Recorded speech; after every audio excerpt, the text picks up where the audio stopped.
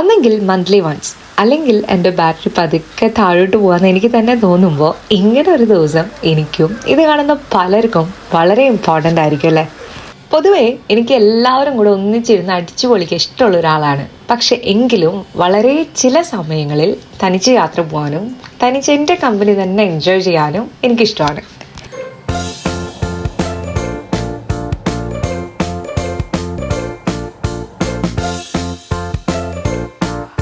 Number 1 coffee, number 2 cosmetics, number 3 self assessment. അങ്ങനെയൊക്കെയാണ് ഞാൻ ഇന്ന് പ്ലാൻ ചെയ്തിട്ടുള്ളത്. ആൻഡ് ഇന്ന് എനിക്ക് പ്രത്യേകിച്ച് ധൃതിയൊന്നും ഇല്ല കേട്ടോ.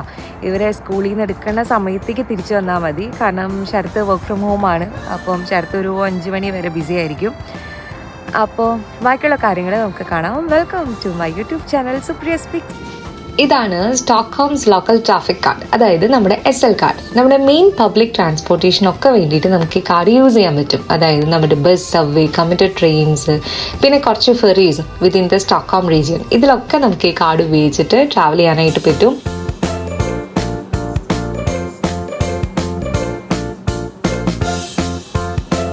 ഞാൻ നേരെ വന്നത് ഷിസ്ത ഗലേറിയയിലാണ്. ഇവിടെ നമുക്ക് ഷോപ്പിങ്ങിന് വേണ്ടിയിട്ടും കുറേ കാര്യങ്ങൾ കാണാനും ഫുഡ് കഴിക്കാനും ഒക്കെ ഒത്തിരി ഷോപ്സ് ഉണ്ട്.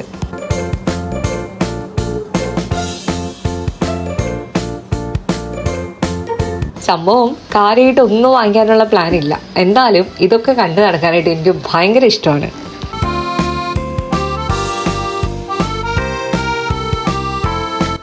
എൻ്റെ മിക്ക വ്ളോഗ്സിലും നിങ്ങൾ കേൾക്കുന്ന ഒരു വേർഡാണ് കോഫി എന്നുള്ളത് അല്ലേ. ഞാൻ ഭയങ്കരമായിട്ട് കോഫി ഇഷ്ടപ്പെടുന്ന ഒരാളാണ് കേട്ടോ. എന്നാൽ പിന്നെ കോഫീനെ കുറിച്ചൊരു കഥ പറഞ്ഞാലോ. പണ്ട് ആഫ്രിക്കയിൽ എത്യോപ്യയിൽ ഖൽദി എന്ന് പറഞ്ഞിട്ടുള്ള ഒരു ആട്ടിടയൻ ഉണ്ടായിരുന്നു. ആ ആട്ടിടയന് തൻ്റെ ആടുകളെ കൊണ്ട് മെയ്യാനായിട്ട് നടക്കുമ്പോൾ ആടുകളൊക്കെ പെട്ടെന്ന് തുള്ളിച്ചാടുന്നത് കണ്ടു കേട്ടോ. തൊട്ടടുത്ത് നിൽക്കുന്ന ഒരു പച്ച കളറിലുള്ള ഒരു ചെടിയിൽ ഒരു ചുവന്ന കളറിലുള്ള ഒരു കായകൾ കഴിച്ചിട്ടാണ് അവരിങ്ങനെ തുള്ളിച്ചാടുന്നതെന്ന് ആട്ടിടയന് മനസ്സിലായി. അവനും അതെടുത്ത് കഴിച്ചു നോക്കിയപ്പോൾ തന്നെ ഭയങ്കര ഉത്സാഹം തോന്നി. അവൻ എന്ത് ചെയ്തെന്ന് വെച്ചിട്ടുണ്ടെങ്കിൽ തൊട്ടടുത്തുള്ള ഒരു സന്യാസിയുടെ അടുത്ത് ഈ കാര്യം പറഞ്ഞു. സന്യാസി ഇത് കഴിച്ചപ്പോഴും സന്യാസിക്ക് ഭയങ്കര രസം തോന്നി. പുള്ളി എന്ത് ചെയ്തെന്ന് വെച്ചിട്ടുണ്ടെങ്കിൽ നമ്മുടെ ആശ്രമത്തിലൊക്കെ വരുന്ന എല്ലാവർക്കും ഇത് വെള്ളത്തിൽ കലക്കി കൊടുത്തു. അതാണ് ഫസ്റ്റ് വേർഷൻ ഓഫ് കോഫി എന്ന് ചരിത്രം പറയുന്നത്.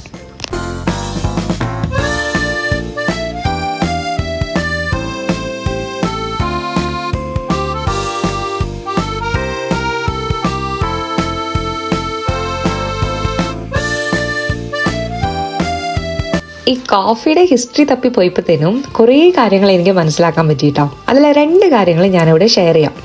ഒന്ന്, ലോകത്തെ ഏറ്റവും കൂടുതൽ കോഫി മാനുഫാക്ചർ ചെയ്യുന്ന കൺട്രി എന്ന് പറയുന്നത് ബ്രസീലാണ്. സെക്കൻഡ് വൺ, ഒരു ദിവസം 40 കോടി കപ്പ് കോഫിയാണ് അമേരിക്കക്കാർ ഉപയോഗിക്കുന്നത്. എത്ര?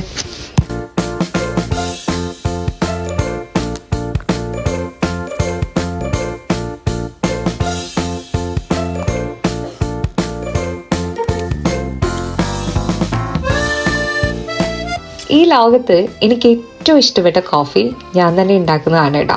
അത് ഞാൻ ഉണ്ടാക്കുന്നത് ഭയങ്കര അടിപൊളിയായിട്ടൊന്നല്ല, പക്ഷെ ഞാൻ തന്നെ ഉണ്ടാക്കിയാലാണ് എനിക്ക് അതിൻ്റെ ഒരു സാറ്റിസ്ഫാക്ഷൻ കിട്ടുള്ളൂ.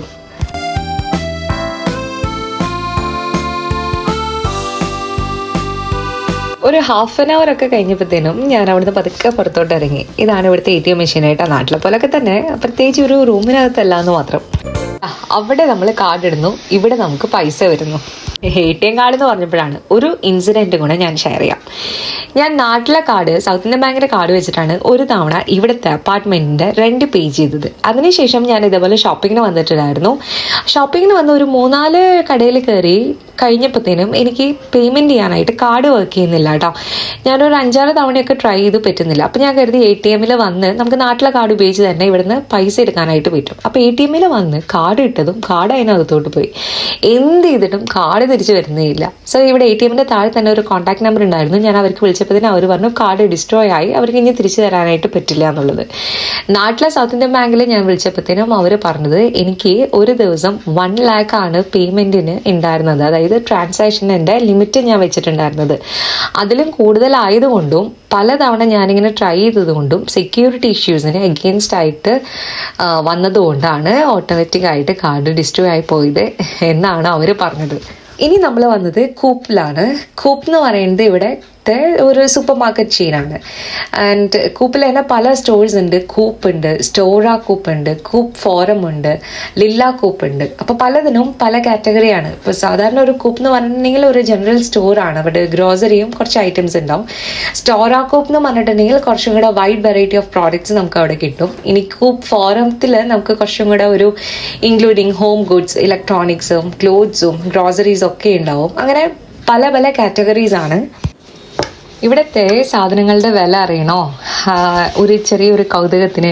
അപ്പോൾ നേരത്തെ കണ്ട ക്യുക്യുംബർ ഒരു പീസിന് വരുന്നത് നമ്മുടെ ഒരു ഇന്ത്യൻ റുപ്പി ഒരു ഓൾമോസ്റ്റ് ആണ് കേട്ടോ. പല ദിവസം പല റേറ്റ് ആയിരിക്കും. അപ്പോൾ ഓൾമോസ്റ്റ് ഒരു 91 റുപ്പീസാണ് ഒരു ക്യുക്യുംബറിന് വരുന്നത്. അതേപോലെ ക്യാപ്സിക്കത്തിൻ്റെ നമ്മൾ കണ്ടത് ഒരു മിക്സാണ്, 3 എണ്ണത്തിനും കൂടെ. ഞാൻ ഇന്ത്യൻ റുപ്പിയിലാണ് പറയുന്നത് 160. ബനാന നമ്മൾ കണ്ടത് ഒരു 1 kg വരുന്ന 212. അത് പല ഷോപ്സിൽ പലതായിരിക്കും കേട്ടോ. ഇപ്പോഴത്തെ വിലയാണ് നമ്മൾ പറയുന്നത്. പിന്നെ പാസ്ത നമ്മൾ കണ്ടത് അതൊരു ഓൾമോസ്റ്റ് 1/2 kg ആണ്, അല്ലെങ്കിൽ ഒരു 400 grams ആയിരിക്കും. അതൊരു ഇന്ത്യൻ റുപ്പി 152 ആണ് വരുന്നത്. ഇവിടെ പിക്കിൾസ് നമ്മൾ കാണുന്ന പോലെ തന്നെ നമ്മുടെ നാട്ടിലെ പോലെ മറ്റേ എരിവും ഒക്കെ ഇട്ടിട്ടുള്ള മുളകുപൊടിയൊക്കെ ഇട്ടിട്ടുള്ള പിക്കിൾസ് അല്ല, ചുമ്മാ വെള്ളത്തിൽ ഉപ്പിട്ടിട്ട് അതിൽ കുറേ പച്ചക്കറികളൊക്കെ അരിഞ്ഞ് വെച്ചിട്ടുള്ളതാണ് ഇവരെ പിക്കിൾ എന്ന് പറയുന്നത്. അത് വരുന്നത് ഓൾമോസ്റ്റ് 182 റുപ്പീസ് ഇന്ത്യൻ. പിന്നെ ഒരു നിഡോൻ്റെ നമ്മൾ മിൽക്ക് പൗഡർ കണ്ടില്ലേ, അത് വരുന്ന 800.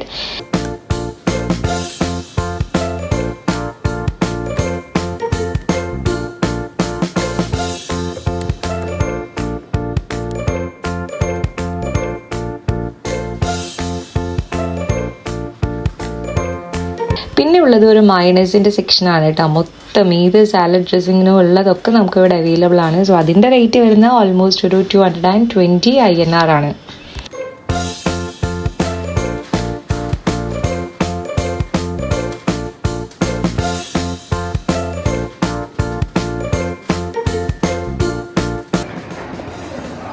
അപ്പം അത്യാവശ്യം ഷോപ്സൊക്കെ ഓപ്പണായി വരുന്നേ ഉള്ളൂ. നമുക്കിനി 10 മണിക്ക് എനിക്കൊരു സൂം മീറ്റിംഗ് ഉണ്ട് കേട്ടോ, 10 to 11 വരെ. സോ ഞാൻ വിചാരിക്കണ ഇവിടെ ലൈബ്രറി ഉണ്ട്, ബിബ്ലിയോടെക്. അവിടെ പോയിട്ട് അവിടെ ഇരുന്ന് അറ്റൻഡ് ചെയ്യാമെന്നാണ് വിചാരിക്കുന്നത്. നമുക്ക് അവിടെ പോയിട്ട് അവിടുത്തെ കാര്യങ്ങളൊക്കെ എങ്ങനെയാണെന്നുള്ളത് നോക്കാം. ഒരുപാട് ബുക്സും ഒരുപാട് സ്പേസും ഇവിടെയുണ്ട് കേട്ടോ. ഇവർക്ക് Greek, Spanish, Chinese, Arabic, French അങ്ങനെ ഒത്തിരി ലാംഗ്വേജസിലുള്ള ബുക്സ് ഉണ്ട്. ഈവൻ നമ്മുടെ തകഴി ശിവശങ്കരൻ പിള്ളയുടെ ചെമ്മീൻ നോവൽ എനിക്കൊരു ദിവസം ഇവിടുന്ന് കിട്ടിയിട്ടുണ്ടായിരുന്നു. ഓക്കെ, സംസാരിച്ചിരുന്നത് നേരം പോയത് അറിഞ്ഞില്ല. എൻ്റെ സൂം മീറ്റിംഗ് സ്റ്റാർട്ട് ചെയ്യാറായി. ഇത് എന്ത് മീറ്റിംഗ് ആണെന്ന് വെച്ചിട്ടുണ്ടെങ്കിൽ നമ്മുടെ യൂണിവേഴ്സിറ്റി എന്നെ പ്രൊവൈഡ് ചെയ്യുന്ന how to prepare a perfect cover letter and CV എന്നുള്ളതിൻ്റെ ഒരു മീറ്റിംഗ് ആണ് കേട്ടോ. അപ്പോൾ ഇനി ആരും ഉണ്ടല്ലേ, ഞാൻ മീറ്റിംഗ് അറ്റൻഡ് ചെയ്ത് കഴിഞ്ഞിട്ട് വരാം.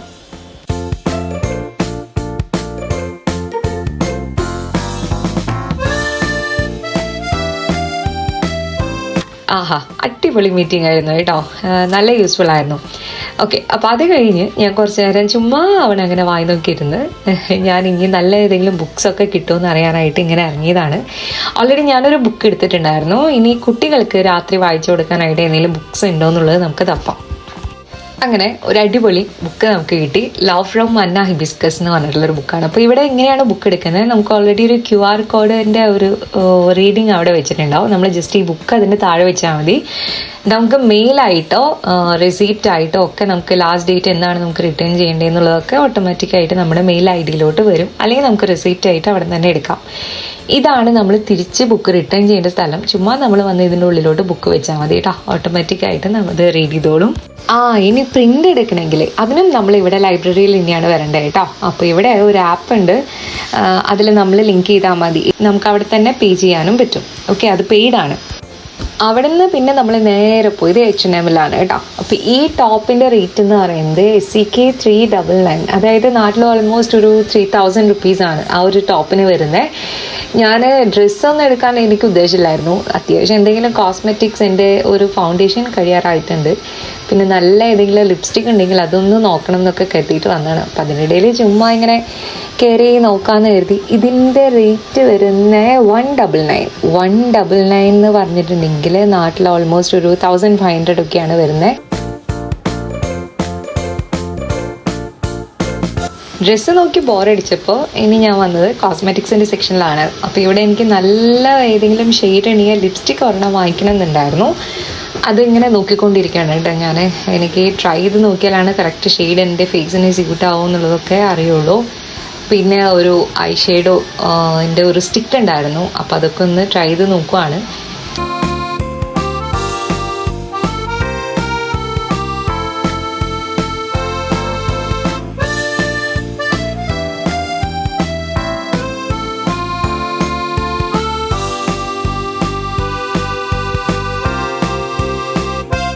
അവസാനം ഞാൻ ഈ ഷെയ്ഡാണ് എടുത്തത്. ഇത് മെയ്ബിലിൻ്റെ ന്യൂയോർക്ക് ഗ്ലോസിൽ എൻ്റെ ഷെയ്ഡ് നമ്പർ 16 ആണ്. അടിപൊളി ലിപ്സ്റ്റിക് ആയിരുന്നു കേട്ടോ, വിത്ത് ഗ്ലോസ് അതിലുണ്ടായിരുന്നു. അപ്പോൾ അതുകൊണ്ട് നമ്മുടെ ലിപ്സ് അങ്ങനെ പെട്ടെന്ന് ഡ്രൈ ആവുമൊന്നുമില്ല. അങ്ങനെ അത് വാങ്ങിച്ച് ഇനി നമ്മൾ പതുക്കെ വീട്ടിലോട്ട്. രാവിലെ നമുക്ക് ഇറങ്ങിയപ്പോഴത്തേനും 3 പ്ലാനിങ്സ് ആയിരുന്നു. First one coffee, second one cosmetics, മൂന്നാമത്തെയാണ് സെൽഫ് അസസ്മെൻറ്റ്. ആരും ഈ ലോകത്ത് പെർഫെക്റ്റ് അല്ല അല്ലേ, ഞാനും പെർഫെക്റ്റ് അല്ല. സോ നമ്മളെക്കുറിച്ച് തന്നെ ചിന്തിക്കുന്നത് വളരെ നല്ലതായിരിക്കും കേട്ടോ. നമ്മുടെ പോസിറ്റീവ്, നമ്മുടെ നെഗറ്റീവ്, ആ നെഗറ്റീവ് എങ്ങനെ നമുക്ക് പോസിറ്റീവായിട്ട് മാറ്റാൻ പറ്റും എന്നുള്ള കാര്യങ്ങളൊക്കെ ചിന്തിച്ച് അതിനു വേണ്ടി ട്രൈ ചെയ്യുക എന്നുള്ളതാണ് നമ്മുടെ പേഴ്സണാലിറ്റി ഇമ്പ്രൂവ് ചെയ്യാനായിട്ട് നമുക്ക് തന്നെ ചെയ്യാൻ പറ്റുന്നൊരു കാര്യം. ലഞ്ച് പുറത്തുനിന്ന് കഴിക്കുക എന്നുള്ളൊരു പ്ലാൻ എനിക്കുണ്ടായിരുന്നില്ല. അതുകൊണ്ട് തന്നെ വീട്ടിൽ വന്ന് നല്ല ചൂട് കുത്തിരിച്ചോറും മോര് കറിയും ക്യാരറ്റ് ഉപ്പേരിയും ഉണക്കമീൻ വറുത്തതും ഒക്കെ കൂടെ ഒരു പിടി പിടിച്ചെൻ്റെ സാറേ. നാടൊക്കെ വല്ലാണ്ട് മിസ് ചെയ്യുന്ന സമയത്ത് ഞാൻ ഇങ്ങനെയാണ് കേട്ടോ സ്വയം സമാധാനിക്കാറ്. ടേസ്റ്റ് അടിപൊളിയാണെങ്കിലും അതിൻ്റെ സ്മെല്ല് എനിക്ക് അത്രയ്ക്ക് അങ്ങ് ഇഷ്ടമല്ല. അപ്പോൾ അതുകൊണ്ട് റൂമിൽ മൊത്തം ആ സ്മെല്ല് ഇങ്ങനെ നിൽക്കുന്നതുകൊണ്ട് ഒരു അഗർബത്തി കത്തിച്ച് വെച്ച് നമുക്ക് ആ സ്മെല്ലിനെ ബാലൻസ് ചെയ്യാം. എന്നാൽ പിന്നെ അങ്ങനെ ആവട്ടെ. അപ്പം ശരി, ഞാൻ ഫുഡൊക്കെ കഴിച്ചിട്ട് അടുത്ത ആഴ്ച വേറൊരു വീഡിയോ ആയിട്ട് വരാം. Bye, thank U.